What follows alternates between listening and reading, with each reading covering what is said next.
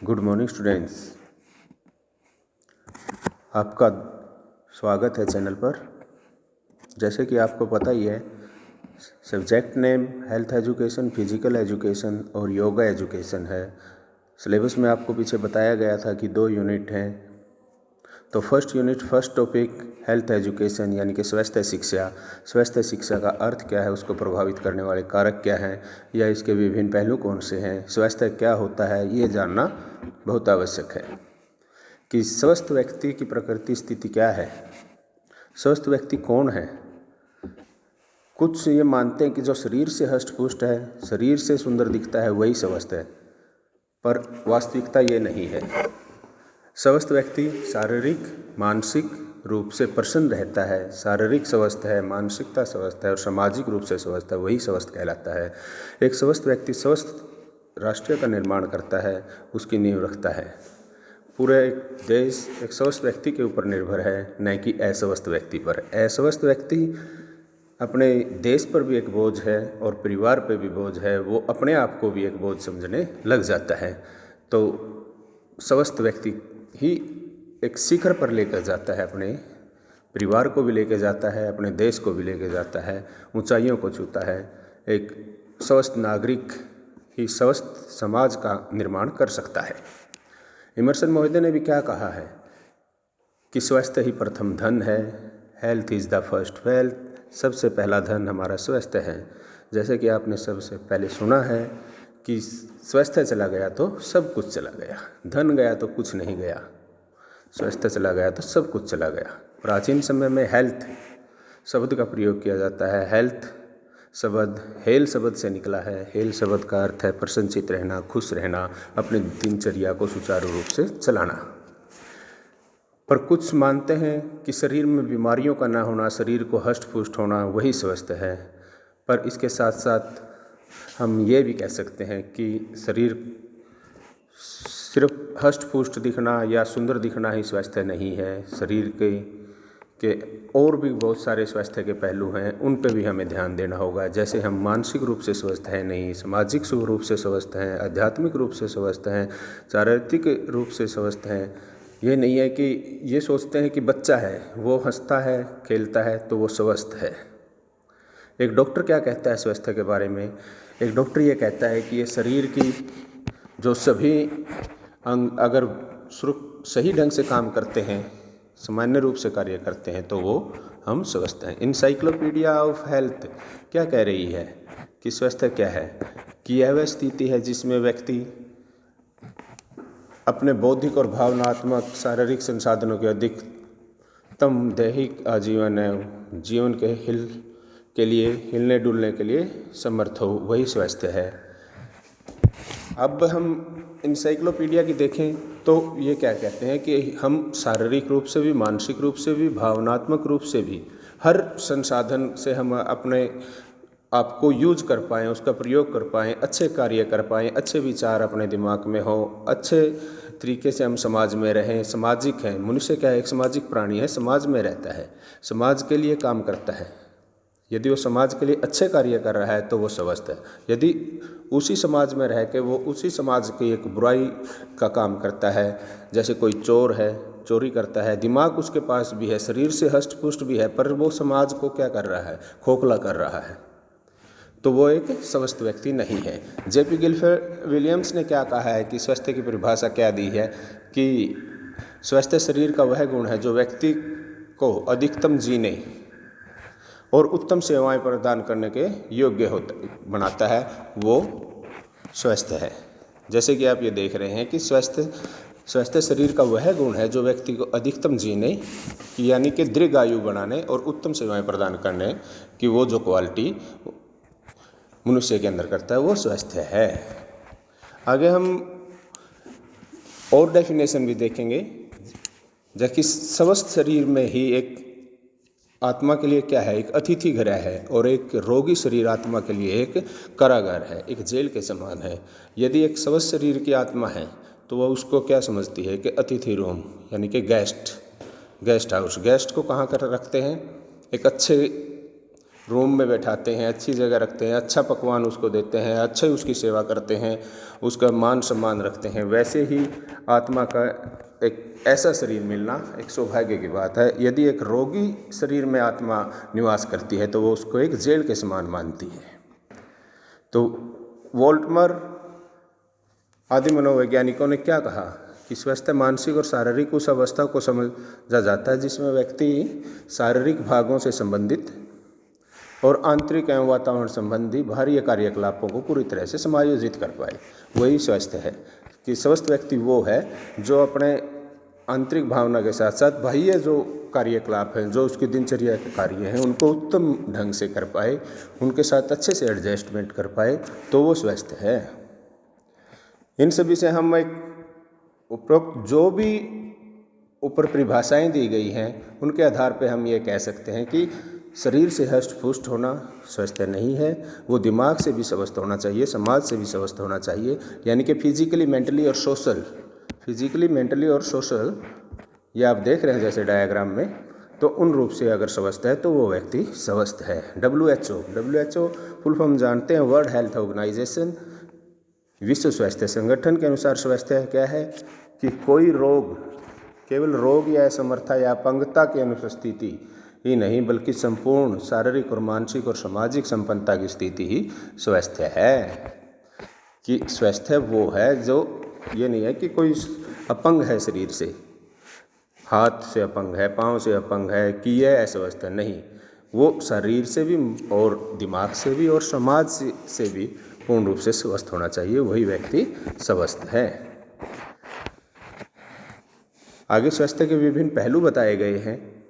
पहलू हम उनको भाग कह सकते हैं, पड़ाव कह सकते हैं, उपागम कह सकते हैं कि स्वास्थ्य को क्या क्या इनके पहलू हैं, कैसे कैसे, जैसे शारीरिक स्वास्थ्य, physical, mentally, socially, emotionally, spiritually, यानी कि शारीरिक, मानसिक, सामाजिक, भावनात्मक और आध्यात्मिक स्वास्थ्य, इनको माना जा सकता है कि स्वास्थ्य के ये सारे पहलू हैं, ये भाग हैं स्वास्थ्य के। यदि हम इनमें से कहीं पे भी चूक जाते हैं तो हम अस्वस्थ हैं। स्वस्थ कब हैं?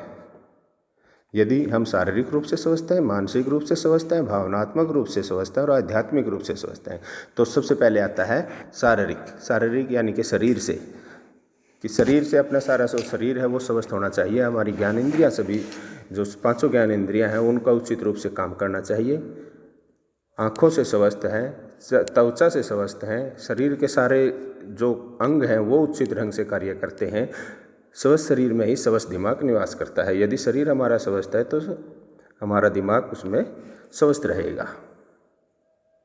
यदि शरीर पे कहीं पे कोई चोट लगी है तो दिमाग में हर टाइम क्या रहेगा कि मेरे हाथ पे चोट है, पाँव पे चोट है, या शरीर के किसी अंग पे कहीं पे भी कोई कष्ट है, पेन है, तो सारा दिमाग उसी पे रहेगा। यदि एक शरीर स्वस्थ है तो दिमाग भी अच्छी तरह से सोचता है, समझता है, सारा काम करता है। कि sound mind in sound body. Second है मेंटली स्वस्थ है, यानी कि हेल्थ, मानसिक स्वास्थ्य, मानसिक। यदि दिमाग, शरीर से स्वस्थ है हम, पर दिमाग में तनाव है, उदासीनता है, डिप्रेशन है, बहुत सारी चिंताएं हैं, परेशानी है, तो क्या होगा? शरीर से भी हम वो कार्य नहीं कर पाएंगे, क्योंकि हमें शरीर को ऑर्डर कहाँ से मिलता है? दिमाग से मिलता है। मानसिक यदि रूप से हम स्वस्थ हैं तो शरीर भी उसके अनुसार कार्य कर सकता है। तो थर्ड आता है सामाजिक स्वास्थ्य। मनुष्य एक सामाजिक प्राणी है, सोशल हेल्थ है, कि स्वस्थ व्यक्ति स्वस्थ समाज का निर्माण कर सकता है। एक स्वस्थ व्यक्ति ही यदि वह समाज में स्वस्थ है तो एक अपने परिवार को, एक समाज को एक सरोग बना सकता है, कि धरती को ही सरोग बना सकता है।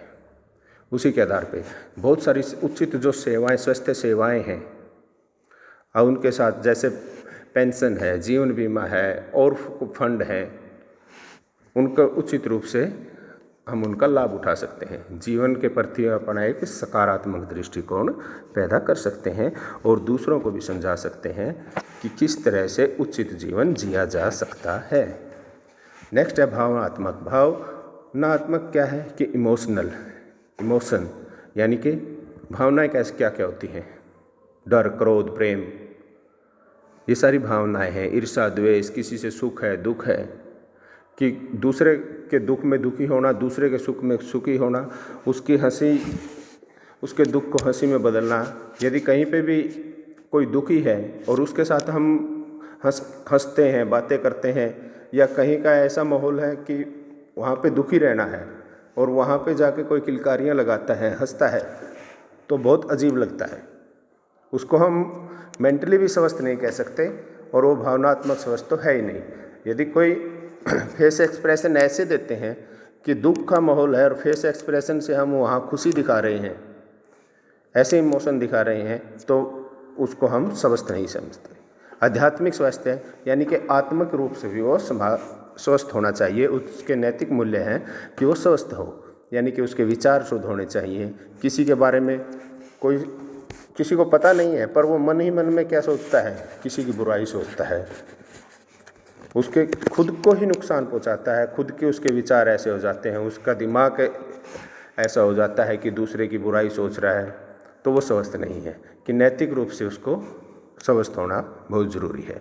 आगे आएगा कि स्वास्थ्य को प्रभावित करने वाले कारक, कि अपना जो स्वास्थ्य है कि ये जो पहलू हैं इनको क्या प्रभावित करता है कि जिससे वो स्वस्थ रहे। स्वास्थ्य को प्रभावित करने वाले कारक मुख्य रूप से 3 मुख्य कारक हैं जिनको हमें बता सकते हैं कि स्वास्थ्य को क्या प्रभावित करता है। जैविक कारक, बायोलॉजिकल, वातावरण से संबंधी कारक, इन्वायरमेंटल जहाँ पे हम रहते हैं वो क्षेत्र कैसा है, और व्यक्तिगत कारक यानी कि पर्सनल, इंडिविजुअल, जिस व्यक्ति से संबंधित हम देख रहे हैं कि इनके स्वास्थ्य को क्या प्रभावित कर रहा है, उसकी दिनचर्या कैसी है। जैविक कारक में बायोलॉजिकल फैक्टर आ जाता है, यानी कि अपने वंश आ जाता है कि उनके माता पिता कौन है, दादा दादी, नाना नानी। सबसे ज़्यादा प्रभाव अपने ऊपर माता पिता का पड़ता है और 1/4 प्रभाव अपने दादा दादी, नाना नानी का प्रभाव पड़ता है। जो गुणसूत्र हैं उनके माध्यम से हमारे अंदर उनकी अच्छाइयाँ, बुराइयाँ, रोग, गुण, क्वालिटी, डिसक्वालिटी सभी अपने पीढ़ी दर पीढ़ी चलती जाती हैं। वंश का प्रभाव अपने ऊपर पड़ता है कि उनकी बुद्धि कैसी है, संतान के रंग रूप, आँखों का कलर, बालों की बनावट, गंजापन, इस तरह के ये रोग हैं जो पीढ़ी दर पीढ़ी चलते रहते हैं। शरीर का ढांचा क्या है, हाइट क्या है, मजबूत शरीर है। ज़्यादातर जिसके माता पिता हष्ट पुष्ट हैं तो उनकी संतान भी हष्ट पुष्ट पैदा होती है। यदि माता पिता कमज़ोर हैं या कोई रोग लगा है तो उनकी संतान में भी वो रोग वंशागत पीढ़ी दर पीढ़ी जाने वाले रोग हैं जो ऐसे, तो उनके बच्चों में भी वो रोग चले जाते हैं, जिसके कारण उनका स्वास्थ्य प्रभावित होता है। सेकंड बताया आपको वातावरण संबंधी कारक। वातावरण क्या है? वातावरण, पर्यावरण यानी कि जो हमें चारों ओर से घेरे हुए है, जो हमें प्रभावित करता है, वो सारी वस्तुएं, जहाँ पे हम रहते हैं, जहाँ पे हम सोते हैं, जहाँ पे हम काम करते हैं, जहाँ अपना जीवन दिन का जो ज़्यादातर समय व्यतीत करते हैं, कि वहाँ का वातावरण कैसा है। वहाँ वातावरण अगर साफ़ सुथरा है तो स्वास्थ्य पे भी अच्छा प्रभाव पड़ेगा। वहाँ का वातावरण अगर दूषित है, वहाँ की वायु प्रदूषित है, वहाँ का जो पानी है वो दूषित है, उसको पिएंगे तो क्या होगा, हम अस्वस्थ हो जाएंगे। आंतरिक वातावरण और बाह्य वातावरण 2 भागों में इनको हम बांट सकते हैं। आंतरिक वातावरण कौन सा होता है? इनका संबंध व्यक्ति के आंतरिक स्थिति से लिया गया है। ये वह स्थिति आंतरिक कि उनके जैविक अंग किस प्रकार के कार्य करते हैं, उनका ब्लड ग्रुप क्या है, वो आंतरिक अंग में आ जाता है। जैसे ओ पॉजिटिव क्या है? ओ पॉजिटिव ब्लड ग्रुप सर्वदाता है, किसी को भी ब्लड डोनेट कर सकते हैं। ए बी पॉजिटिव क्या है? कि सर्वहारी है, किसी का भी ब्लड ग्रुप लिया जा सकता है। उनके रोगों को भी प्रभावित करते हैं उनके ब्लड ग्रुप से, उनके ऊपर भी प्रभाव पड़ता है कि उनकी इम्यूनिटी सिस्टम कैसी है आंतरिक, कि किस जगह पर रह के वो, कोई ऐसा इम्यूनिटी सिस्टम वीक है कि जल्दी बीमार हो जाते हैं, किन्हीं की इम्यूनिटी सिस्टम ऐसी है कि वो जल्दी बीमार नहीं होते। शरीर के जो बॉडी पोस्चर है वो कैसा है, किसी का जो शरीर की बनावट दिखने में अच्छी है, स्ट्रॉन्ग है, कोई कमज़ोर है, तो वो आंतरिक वातावरण में आ जाएगा। यदि स्टार्टिंग से ही कि गर्भकाल से ही बच्चे का अच्छी तरह से पालन पोषण हुआ है, उसको उचित वातावरण मिला है, तो उसको उसके स्वास्थ्य पर सारे जीवन उसके ऊपर असर रहेगा। यदि कोई हम प्रदूषित वातावरण में रहते हैं, किसी बच्चे की दिनचर्या ठीक नहीं है या कुपोषण का वो शिकार है, उचित उसको संतुलित भोजन नहीं मिला है, तो वो अस्वस्थ हो जाएगा। सेकंड आता है बाह्य वातावरण। बाह्य वातावरण में हम मुख्य 3 भागों में उसको बांट सकते हैं: भौतिक वातावरण, आर्थिक वातावरण और सामाजिक सांस्कृतिक वातावरण।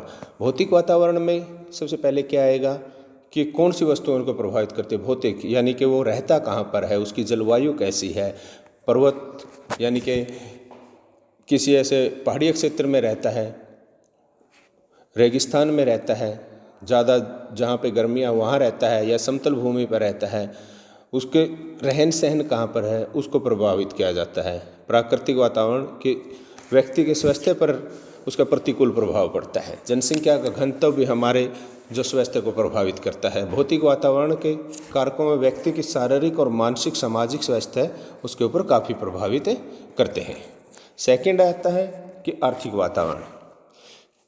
आर्थिक वातावरण में हम कह सकते हैं कि जीवन जीने के लिए धन की आवश्यकता होती है। फैमिली के पास इतना धन ही नहीं है कि 2 टाइम का अगर खाना खाना है तो उसको कैसे एडजस्ट किया जाए। बच्चे का कुपोषण शिकार हो जाते हैं, उसके ऊपर ध्यान नहीं दिया जाता। बच्चे का जो स्वास्थ्य है उसके ऊपर ध्यान नहीं दिया जाता, वो बीमार हो जाता है, उसको उचित दवाइयाँ नहीं मिल पाती, तो उसका स्वास्थ्य उसको प्रभावित करता है। यदि आर्थिक स्थिति परिवार की अच्छी है तो अच्छा खाना उसको मिलेगा, गुणवत्ता उसमें होगी, हर पौष्टिक भोजन मिलेगा, रहन सहन की सुविधाएं उस बच्चे को मिलेंगी या बड़े को मिलेंगी, तो उनका स्वास्थ्य में गिरावट नहीं आएगी, वो स्वस्थ रहेंगे। नेक्स्ट है कि सामाजिक सांस्कृतिक वातावरण।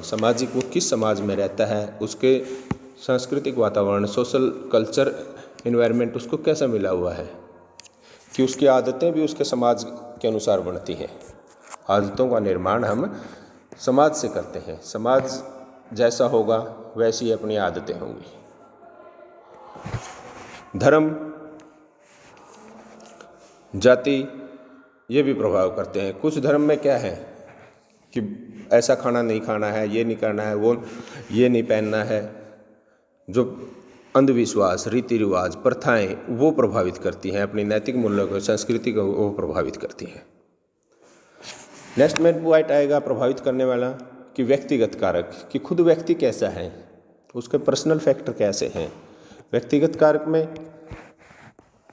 हम उसके शरीर का व्यायाम, उसकी दिनचर्या, उसका संतुलित भोजन वो देख सकते हैं कि शरीर उसका फिजिकल एक्सरसाइज करता है या नहीं करता। यदि कोई फिजिकल एक्सरसाइज करता है, व्यायाम करता है, योगा करता है, तो उसका रक्त संचार भी ठीक होगा, उसका बॉडी स्ट्रक्चर भी ठीक होगा, उसकी ग्रंथियां भी ठीक काम करेंगे, उसके सारे जो शरीर के सिस्टम है वो सारे सही ढंग से काम करेंगे। संतुलित भोजन, अगर बैलेंस डाइट लेंगे, संतुलित भोजन किसे कहते हैं? वह भोजन जो हमें उचित रूप से विटामिन, प्रोटीन, कार्बोहाइड्रेट्स, मैग्नीशियम शरीर को प्रदान करता है, न ज़्यादा मात्रा में न कम मात्रा में। यदि हम ज़्यादा मात्रा में लेंगे तो हमारे मोटापा नामक रोग आ जाएगा, चर्बी बढ़ जाएगी। यदि हम कम लेंगे तो सूखा रोग हो जाएगा, कुपोषण का शिकार हो जाएंगे। संतुलित भोजन, बैलेंस डाइट वही होती है जो उचित मात्रा में शरीर को मिले। अच्छी आदतें कि गुड हैबिट्स अगर हम रखेंगे, यानी कि बच्चा कोई अच्छी आदतें रखता है, माता पिता द्वारा उसके अंदर अच्छी आदतें डाली जाती हैं कि सुबह उठता है, कुल्ला करता है, दातुन कुल्ला करता है, स्नान करता है, नाश्ता करता है, तो वो उसकी अच्छी आदतें हैं कि जल्दी उठना, जल्दी सोना, ये एक अच्छी आदतें आ जाती हैं। किस टाइम पे पढ़ना है, कैसे बैठ के पढ़ना है, कैसे एक्सरसाइज किस बच्चे को करना है, किस एज में किस तरह के व्यायाम करने हैं, वो सारी उसकी अच्छी आदतें आ जाती हैं। नेक्स्ट है भोजन संबंधी अच्छी आदतें। हम भोजन करते हैं, ये नहीं है कि पेट भरना है। एक जो इंजन है उसको एक ईंधन चाहिए। अपना शरीर भी एक इंजन के समान है। अपने को ईंधन कहाँ से मिलता है? एक भोजन से मिलता है। यदि एक इंजन में अच्छा ऑयल डालेंगे तो उसकी लाइफ ज़्यादा होगी, अच्छा चलेगा।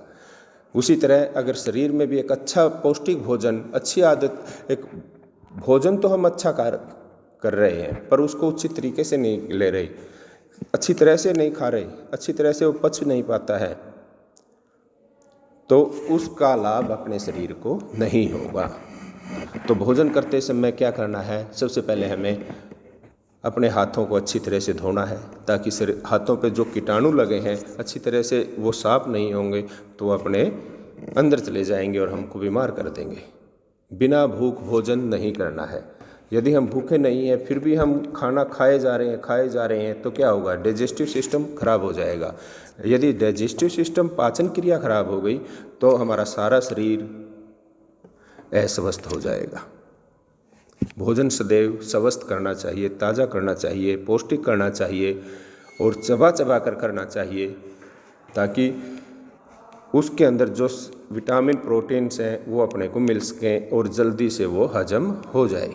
उचित निंद्रा लेना, उचित नींद लेना, ये नहीं है कि हम काम करते रहें, भोजन करते रहें, एक्सरसाइज करते रहें पर आराम ना करें।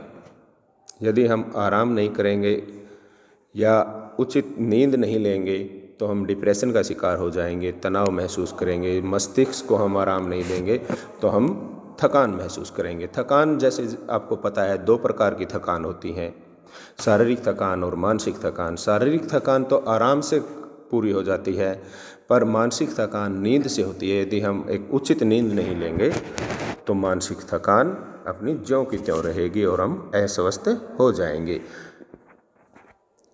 नेक्स्ट है प्रतिरक्षा शक्ति। यदि अपनी इम्यूनिटी सिस्टम ठीक नहीं है तो अपने शरीर को प्रभावित करता है। शरीर में रोग प्रतिरोधक क्षमता होनी चाहिए। यदि हम ऐसे वातावरण में भी चले गए जो अस्वस्थ है, जो हमें अस्वस्थ कर देगा, रोगी कर देगा, पर शरीर में लड़ने की क्षमता है तो शरीर रोगी नहीं होगा और उनसे अच्छी तरह से अपने आप को स्वस्थ रखा जा सकता है। नेक्स्ट है शारीरिक मुद्रा, यानी कि जो बॉडी पोस्चर है वो कैसा है। बच्चों का अच्छा स्वास्थ्य बनाए रखने के लिए यह आवश्यक है कि शरीर को सही ढंग से, सही आकृति में विकसित करना। ये नहीं है कि बच्चा बैठा है तो किस स्थिति में बैठा है, उसको उचित बैठने के लिए बताएं। बच्चा खड़ा है या दौड़ रहा है तो वो किस स्थिति में दौड़ रहा है। हो सकता है कि वो गलत तरीके से दौड़ रहा है तो उसके घुटने नोकिंग नी नामक रोग हो जाए, ब्लो लेग हो जाए। बैठे हैं तो कैसे बैठे हैं, उसकी रीढ़ की हड्डी जो मेरुदंड है, जो अपने सारे शरीर का एक ढांचा है, तो खड़ा करने का काम करती है, उसमें कमजोरी आ जाएगी। आगे का कुब्बड़ है, पीछे का कुब्बड़ है, या ऐसे नुमा जो रीढ़ की हड्डी हो जाती है कि एक साइड झुकाव हो जाता है, कि शरीर का ढांचा जो स्केलेटन सिस्टम है वो खराब हो जाता है। स्केलेटन सिस्टम खराब हुआ तो अपना स्नायु तंत्र जो नर्वस सिस्टम है वो भी कमज़ोर हो जाएगा, तो अपने सिस्टम ठीक तरह से काम नहीं करेंगे। इसलिए बॉडी पोस्चर ठीक रखना चाहिए, सर अच्छे से बैठना चाहिए, अच्छे से खड़ा होना चाहिए, जिससे कि सभ्य भी लगे और शरीर का ढांचा भी ठीक तरह से बना रहे। नेक्स्ट आता है उचित व्यायाम। शारीरिक व्यायाम की आदत डालनी चाहिए कि सुबह शाम कुछ समय तो अपने शरीर के लिए होना चाहिए। ये नहीं है कि ये जो आधुनिकता की दौड़ में, भाग दौड़ में हम लगे रहें, अपने शरीर का ही ध्यान न रख पाएँ, तो उसके लिए शरीर को कुछ टाइम देना चाहिए ताकि शरीर स्वस्थ रहे, शक्तिशाली रहे, मजबूत रहे और नियमित रूप से काम करता रहे। नेक्स्ट है व्यक्तिगत स्वच्छता, कि व्यक्तिगत स्वच्छता ज़रूरी है, कि पर्सनल क्लीननेस, कि अच्छे से स्नान करने की आदत, अच्छे कपड़े पहनना, अच्छी तरह से रहना, अच्छा खाना, स्वस्थ खाना खाना, आकर्षक और प्रसन्न रहना, खुश रहना। यदि कोई व्यक्ति खुश नहीं रहता है, उसको सारी सुख सुविधाएं मिलती हैं तो वो सारी सुख सुविधाएं व्यर्थ हैं। खुशी, प्रसन्न रहना बहुत ही आवश्यक है। अतः माता पिता और विद्यालय के अध्यापक का यह प्रमुख कर्तव्य बन जाता है कि बच्चे की व्यक्तिगत स्वच्छता के महत्व के बारे में उसको बताएं कि शरीर के अंगों की सफाई कैसे करनी है, बालों की सफाई कैसे करनी है, आँखों की, कानों की, नाक की, मुँह की, हाथों की सफाई हमें कैसे रखनी है जिससे कि हम स्वस्थ रह सकें।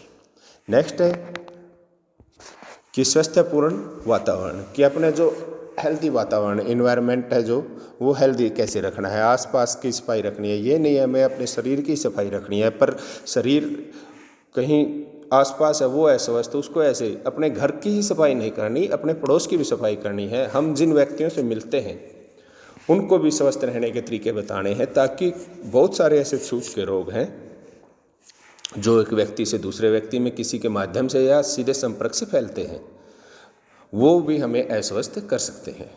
किस तरह से हम ये कह सकते हैं, बहुत सी ऐसी सामान्य बातें हैं जिससे कि हम दुर्घटना होने से या रोग होने से बच सकते हैं, जिसको थोड़ा सा ध्यान देने की आवश्यकता है।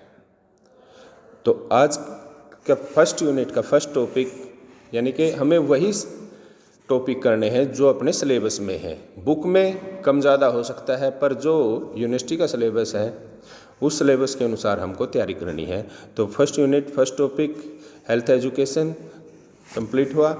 आपको कैसा लगा? अगर अच्छा लगा तो लाइक कीजिए, चैनल को सब्सक्राइब कीजिए, कमेंट कीजिए अगर कुछ पूछना है। धन्यवाद। आपका दिन मंगलमय हो।